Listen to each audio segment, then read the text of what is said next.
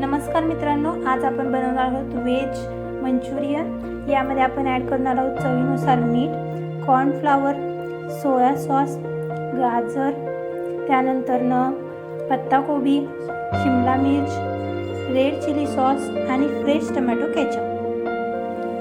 आता आपण हे बॅटरला अशा प्रकारे तळून घेऊया। अशा प्रकारे आपण सर्व मंचुरियन बॉल तळून घेतलेले आहेत। आता आपण पॅन मध्ये अद्रक लसूणची पेस्ट टाकून घेणार आहोत, कांदा टाकून घेणार आहोत, शिमला मिर्च टाकून घ्या,